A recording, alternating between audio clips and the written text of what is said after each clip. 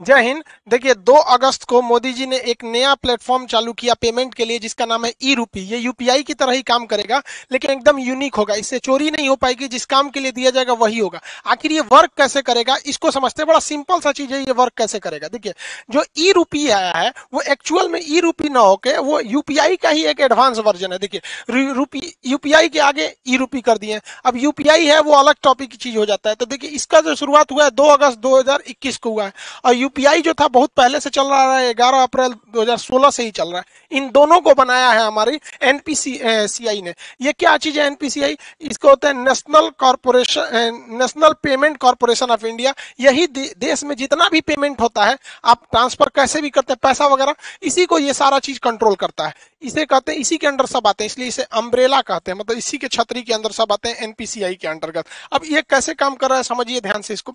ये है, इसमें मैसेज या क्यूआर कोड द्वारा आपको एक स्पेसिफिक कोई भी सुविधा भेजनी होगी तो ये क्यूआर कोड द्वारा आएगा। क्यूआर का फुल फॉर्म क्या होता है? Quick response. ये बड़ी तेज रिस्पॉन्स करता है। कहीं पेमेंट कटाना है, क्विक रिस्पॉन्स तुरंत ये काट देता है।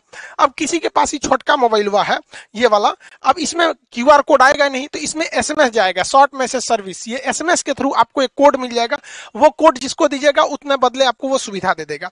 तो ये आता कैसे, अब ये कैसे काम करेगा इसको ध्यान से समझते हैं। जैसे अगर सरकार किसी को कंबल देना चाहती है तो सरकार के पास पहले यही 2 ही रास्ते थे, या तो उसको कंबल दे या तो उसको पैसे दे। बीच में से पूरा कंबलों गायब हो जाता था, पैसों गायब हो जाता था। किताब देना चाहती है तो भाई कोई भी चीज, या कपड़ा देना चाहता है, खाना देना चाहती है, तो सरकार के पास यही रास्ते हैं। अगर सरकार खाना देगी तो कई तरह से घोटाला, लोग खाने का पैसा मार जाएंगे या खाने की क्वालिटी गिरा देंगे। अभी सरकार ने कहा था मास्क बांटने के लिए 20 रुपया की जगह पे 2 रुपया वाला मास्क बांट दिया था, 50 रुपया मास्क बोला था तो 2 रुपया वाला बांट दिया था। अलग अलग चीज में सरकार पहले देना कुछ चाहती है, वहां तक पहुंच नहीं पाता है, तो इसको ये पूरी तरह से खत्म कर देगा। क्योंकि ये स्पेसिफिक जिस पर्पज के लिए दिया जाएगा आप वही काम यूज ही कर सकते हैं, और जिसे दिया जाएगा वही यूज कर पाएगा। कैसे करेगा इसको समझिए। जैसे मान के चलिए ये एक किसान है भाई साहब, इनको, ये एक पर्सन है, इनको किस यूज के लिए सरकार पैसा देगी? सरकार ने इन्हें 1000 रुपया देना चाहती है कि आप जाके फर्टिलाइजर यूरिया वगैरह खरीद लीजिएगा। तो अगर इनको कैश पैसा दिया जाता तो कोई गारंटी नहीं थी कि वो यूरिया खरीदते कि कुछ और खरीद लेते। तो अब सरकार क्या करेगी, इनके मोबाइल पर 1000 रुपए का एक क्यूआर कोड भेज देगी। अब ये किसान सोचेंगे कि, मान के चलिए सोचा कि एक काम करते, 1000 का यूरिया की जगह पे ना दारू खरीद लेते हैं शराब के दुकान पे। तो इनके मोबाइल पे आया है 1000 का क्यूआर कोड, इनको लगेगा कि भैया कहीं चलेगा। अब ये दारू के दुकान पे जाके कहेंगे कि हमको 1000 का शराब दे दीजिए, तो वो कहेगा क्यूआर कोड दीजिए। तो शराब के दुकान वाला जब क्यूआर कोड को स्कैन करेगा ना तो उसमें ये इनवैलिड कहेगा। क्यों? क्योंकि इस सब के पीछे खड़ा है एनपीसीआई। एनपीसीआई जो है इसने शराब वाले को ये वाला क्यूआर कोड का एक जुड़वा भेजा ही नहीं है। मैच करेगा तब ना पेमेंट होगा, इसने भेजा ही नहीं है। इसने किसको भेज रखा है? भारत में जितने भी यूरिया के दुकान वाले हैं उनके पास भेज दिया है यहाँ पर। यानी ये क्यूआर कोड अगर इन्हें यूरिया या फर्टिलाइजर खरीदने के लिए दिया गया है तो एक ही साथ एनपीसीआई क्या करता है, एक इनके मोबाइल पे भेजता है और एक सिस्टम में अपलोड कर देता है किसके? फर्टिलाइजर यानी यूरिया वाले के पास।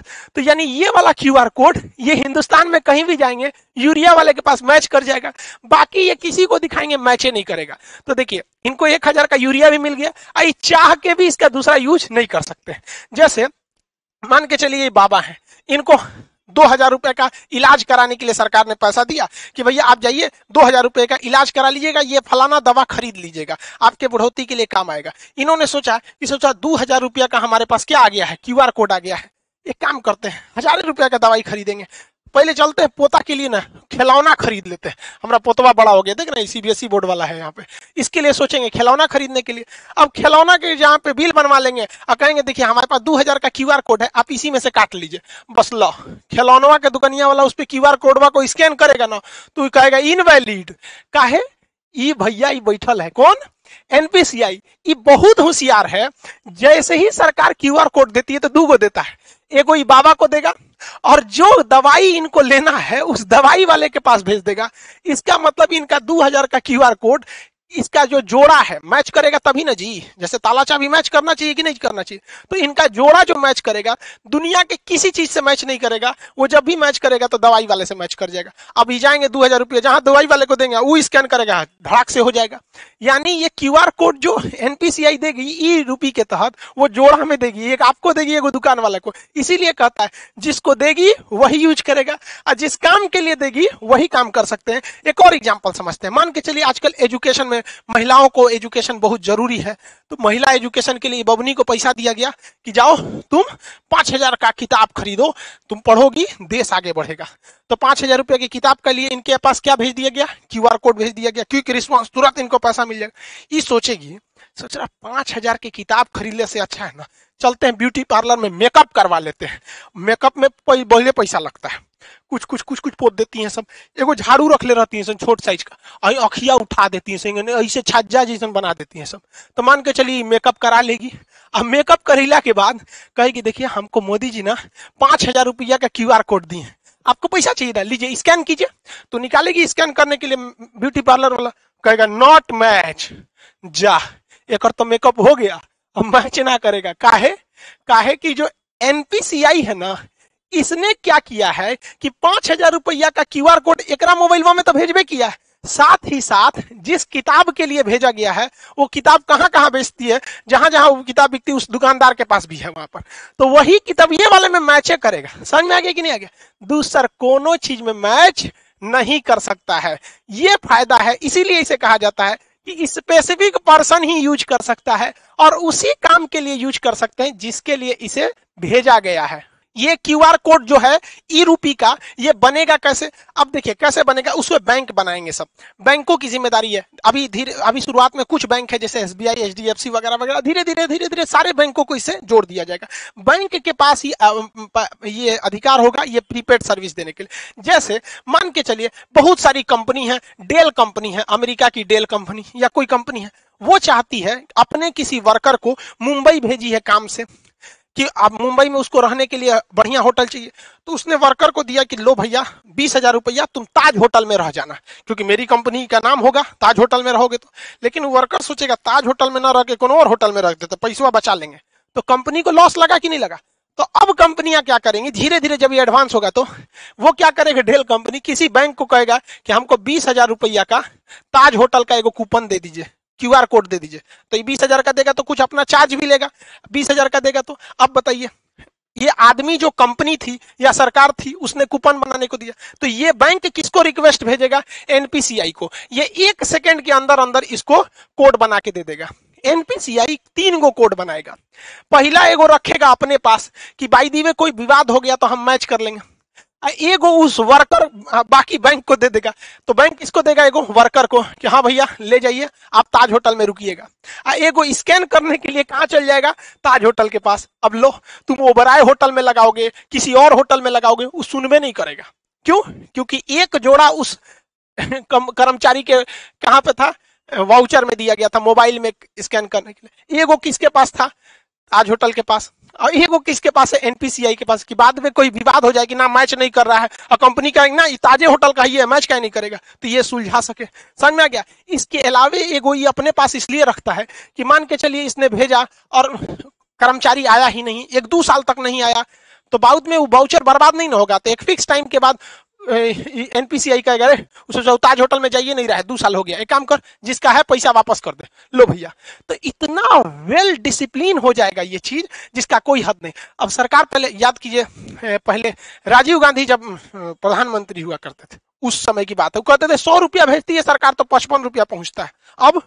अब बताओ भाई, अब तो इसमें टेक्नोलॉजी का है, 100 रुपया भेजेगी सरकार तो 100 रुपया पहुंचेगा, और जो ने चीज खाती भेजेगी वही चीज में पहुंचेगा, क्योंकि उसका जोड़ा 3 गो बनाया है। एगो एनपीसीआई रखा है, एक जिसके लिए आपको भेजा है, दूसरा जहां स्कैन करेंगे वहां पे। अब जैसे मान के चलिए किसी को, अब आप इतना तो समझ ही गए, अभी सरकार ने कुछ मंत्रालय को इसमें किया है, आगे जाके सारी चीजों को इसी से जोड़ दिया जाएगा, वही काम ही आ सकता है।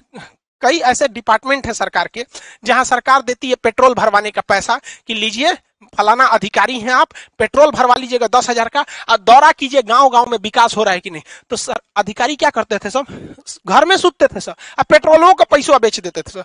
अब सरकार ये ना करेगी, अब सरकार उनको 10,000 रुपया का पेट्रोल ना देगी, 10,000 रुपया का क्यूआर कोड देगी। लो बउआ तू 10,000 का क्यूआर कोड लो, और भारत के पेट्रोल पंप को भी वो क्यूआर कोड सेम दे देगी कि हमारा अधिकारी जहां आएगा पेट्रोल भरवाएगा, क्यूआर कोड दिखाए दे देना। अब अगर वो घरे में बैठल है, कैश पैसा आना नहीं है, टाइम के अंदर खत्म नहीं होगा, तो एनपीसीआई वापस पैसा सरकार को भेज देगा। अब लो, तो इसीलिए इसे कहा जाता है कि स्पेसिफिक पर्पज के लिए ही स्पेसिफिक इंसान ही यूज कर पाएगा। तो ये पूरा खेल चल रहा है एनपीसीआई के अंडर में, वो काफी मैच कर रहा है इसको। इसके और भी बहुत सारे फायदे हैं। पहला कि इसके लिए किसी भी तरह का नेट की जरूरत नहीं है, आपको जरूरत नहीं है, जो पैसा काटेगा उसको जरूरत है। अब मेरे पास क्यूआर कोड आ गया है तो हमको क्या जरूरत है नेट कोड का, जो पैसा काटना है जो दुकानदार है उसके पास रहना चाहिए, पर्सन के पास नहीं रहना चाहिए। इसके लिए किसी एप्लीकेशन की जरूरत नहीं है।